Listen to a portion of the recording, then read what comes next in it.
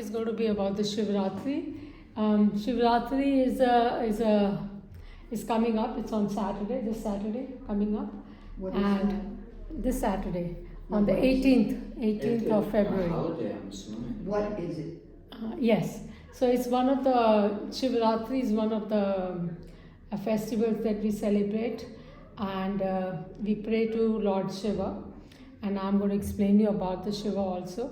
Shivratri is a night when basically when all the energies are very strong in the whole atmosphere. The alignment of the planets is such that it has very strong energies in the entire on the earth, and these energies are moving. Energy always moves upwards in the upward direction. So it is moving. It is very strongly attracted to in the upward direction. So if you are meditating on that day, on the night of Shivratri, Shiv is the god that I'm referring to, and is the name of the god, and the Ratri means night. So on that night, if we pray or meditate, sitting upwards with our spine erect, then we are likely to have a lot of spiritual progress. Our energies will definitely rise and move upwards, and where if our energy is basically based on, say, on the solar plexus or any other chakra, then it will start moving upwards towards the crown chakra. So basically that is the night when as I told you, the alignment of the stars and the planets is such that everything is moving in the upward direction. Now, This is Saturday, this coming Saturday? this Saturday. So if we meditate on Yes. Saturday? Saturday. I do it every day anyway, but if we meditate Saturday Yeah, night, Saturday, especially Saturday night, or even Saturday morning also. So the whole 24 hours, the energy is very strong. Mm-hmm. Okay, so that is a very good day for meditation, for doing prayers, or any kind of you want to make any kinds of offerings or any kind of what would you say, like any kind of Celebration. Wishes. Wishes or any, yeah. So all those things are more likely to manifest for you. I was just going to say On that day. manifest. Okay. Yes. Yeah. So it's going to it's easy. It'll be more easy for you to manifest on that day, because, as I said, the energy is very strong on that day. So and it is actually. So let me explain about Shiva. Now, what is this Shiva? Shiva itself is actually, we pray it as a god figure. We have given him a human form also, and we say that he got married to the Parvati, that is his female aspect of female aspect of that god.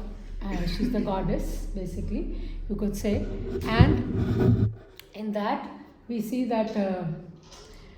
So we say that it's the day that they get married. But what is that? Now let me explain that. What is the Shiva? Shiva itself is, you could say, Shiva. It's made of two alphabets. She stands for the energy source. The source of the energy that comes. As I told you, the whole, your whole of your entire creation is nothing but just energy, right? So it is the manifestation of that energy in the physical form. That is the creation. But so the source is that energy. So you could say the source of that energy, from where it's emanating or where it is coming out, and where it's going to unfold is. So the she stands for that source of that energy, and Va is the energy form. So when because source is just, you could say like a sun, and the sun rays are the energy form of that sun, which are reaching us and which is in the entire creation. So that is just to explain it. So similarly, she would be representing the source, and Va is the energy form of that source, which is manifesting in the form of a creation, in the physical form, which manifests in the physical form, because as you know, energy also is nothing but just frequencies. It's manifesting in different frequencies in a different forms. So that is what the Shiva stands for. Actually, Shiva is that. So when we we are basically, you could say, when we pray to Shiva, or when we say Shiva, we are referring to that source of energy from where everything is starting and where everything will unfold. Okay, so we normally, usually on that day, we pray to Shivlinga. Shivling is nothing but I had shown you the picture of a Shivling, like a form of an oval stone form that we pray to, and it's like a. So what the Shivlings represent, Shiv means, as you know, is the name of the god that I just explained it to you. Linga means form, a form, physical form. No, what was the word I didn't hear? Shivling. Okay. Shivling. Shiv is the name of the god, or the god's that energy form, and ling is the form of in the form of a creation, or you could say in a physical form. So that ling is a physical form of any particular form. So you could say that Shiv Ling, when we refer to that, it refers to the point where from which the entire creation has come out. It is the point from where the whole universe has come out, unfolded.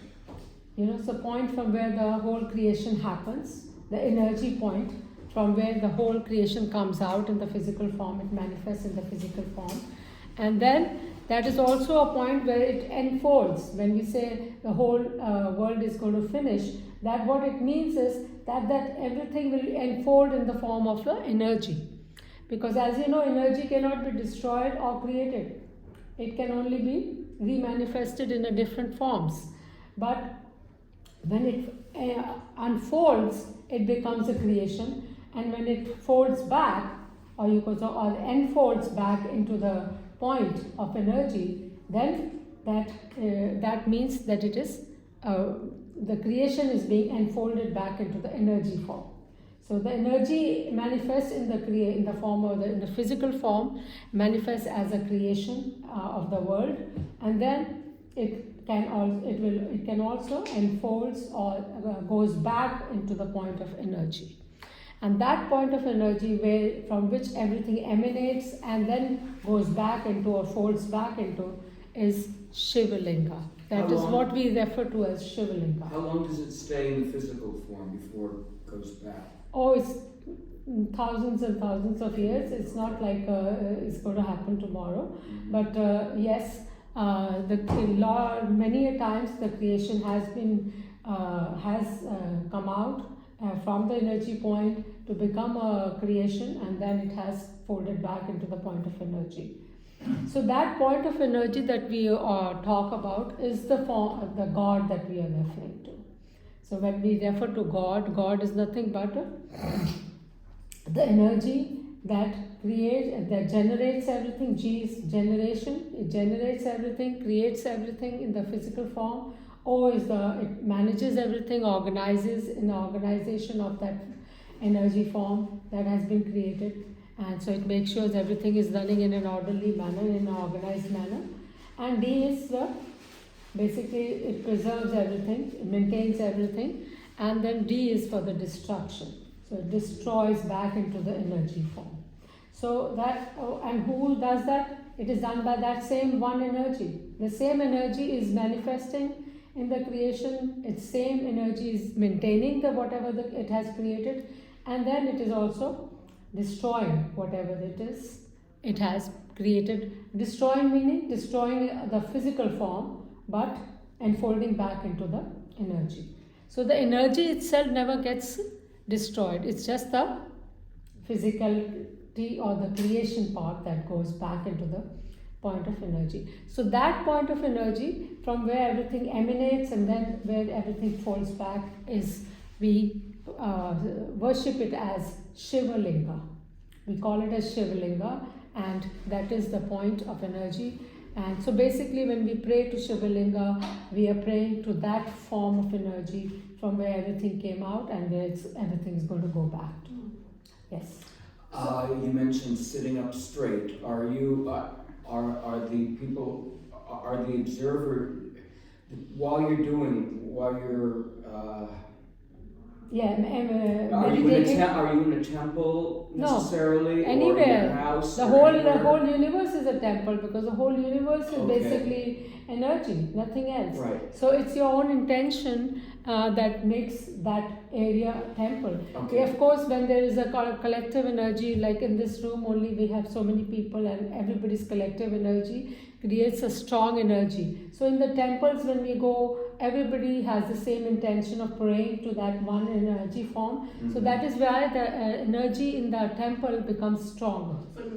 Otherwise, churches, anywhere, temple, church, anywhere that you, so it becomes a temple or a church. Why? Because so many people are together praying in that room or in that place. So that is why it's consecrating that energy in that. So it can be in somebody's house too. It can be anywhere. It can be in your own house also. But your own intention is the one that is going to create, raise your energy. Right. Basically. It's not where you do it; it's what you do. If you do it in the temple, of course, it's easier for you because you will be more able to concentrate better because the energy is higher in that, and it's also, as I said, combined energy of so many people. So when there is a combination of everybody's energy, it becomes stronger.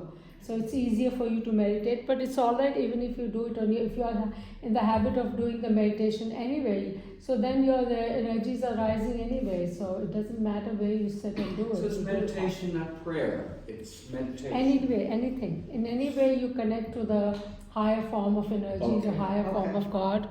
So if I do this Saturday in my house by myself, do I need to do something different than I usually do? No, not really. You can just sit and meditate if you want. I'll show you the picture of the Shivalinga. You can imagine.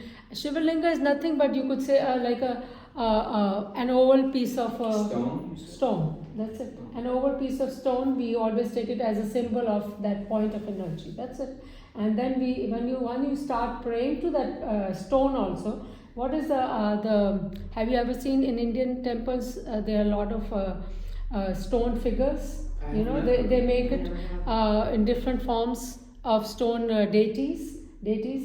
Now what are those? They are also stone, they are carved out of stone. Right. But because of our own intention and because because everything is made of energy, as you know, even the stone is made of that same energy.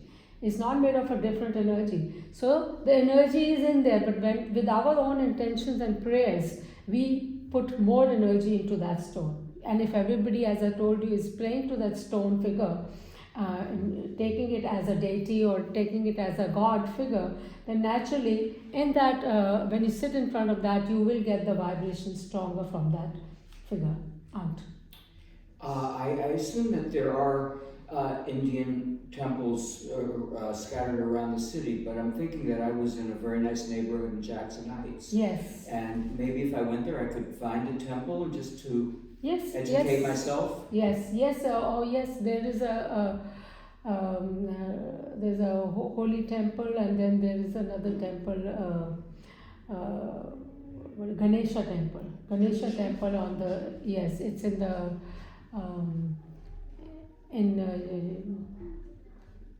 not in Jackson Heights, but it's in this area of Flushing. Flushing Ganesha temple, and it's quite famous. It's South Indian temple. Oh, I saw it on TV once. Yes, It's a South Indian temple, and they also have a shivling there. So you will see the figure of the shivling, and I'll show you the picture too. You will see over there, and generally people, how they worship is they put water on it, bathe it with the water and some milk and then honey, and they use different products to bathe the shivling, but it is all their own intention. Even if you don't have a single thing, and if you just imagine that you're giving bath to the god in whatever figure and form that you want to presume, then that is your shivling for you. Okay, so you can presume the figure of the god in any form that you like, or in just a simple stone, and just imagine that In your own mental, you don't have to do it physically if you are not able to, if you can't go to the temple. In the mentally also you can do the prayer. Mentally also, and that is a meditation. Mentally also you can imagine that you're pouring water onto that stone figure, and you're pouring milk, and then curd, honey, and then they use jaggery powder. All these cooling and very organic things they use to put it on him. A few years back, I went to a Buddhist temple. I was in Hawaii, and I'd gone to a Buddhist temple. Now they remove their shoes. They leave their shoes. Yes, They don't absolutely. go in. Is that Yes, same here. any- In Indian, all the temples we remove the shoes because shoes have leathers, Okay. and leather is not allowed. You see. Oh, So I told you also while doing the meditation you should remove the leather. So leather is not allowed. Also we cover the head also, and that is just a respect towards the deity or the. Why is leather not allowed? Leather is the skin of the animal that you killed. Oh, yeah. I thought it was like more like Yes. it's good that I asked questions because I thought it was like just because of sacredness or something, because like. That is the tradition has been created because simply as I told you, leather is the skin of a animal that you've killed, and that is not good. Not sacred. It's not sacred at all. So yeah. similarly, you cannot offer meat to the gods and goddesses of, especially Indian gods and goddesses. If I wanted to go inside a temple, it would be accessible. I could go Yes, inside. yes, perhaps? everybody is allowed, and no question. There's nobody there to ask you questions. In fact, they'll be happy. A lot of tourists come in and they inform. They in fact guide you and tell you also if you want information about any deity or any information about any other gods and goddesses over there. They give you. The priest is there. He can help you with everything. So that is not the question. Okay. So Shivratri is basically the night when we pray to the source of the Oh, that's energy. not in the evening. At night. In the night, usually, that's why I told you Shiva means the God, or that source of creation, and then Ratri means in the night time. So normally in India especially, the whole night is dedicated to the praying of the God. So there is like at least 4 times in the night they do the Abhishekha. Abhishekha is that giving bath to the Shivling and chanting mantras and praying. And even if you don't do all that, as I said, just meditation also. But they try to do it throughout the night till 6 a.m. in the morning. Okay, so 6 p.m. to 6 a.m., 12 hours at least they try to do. And that is the one night only when the energies are very high, and it is really, really effective also. Is this the most religious holiday? Most there is? powerful holiday in the form of energies. Okay. Any other questions? So that was about Shivratri. Do you know anything about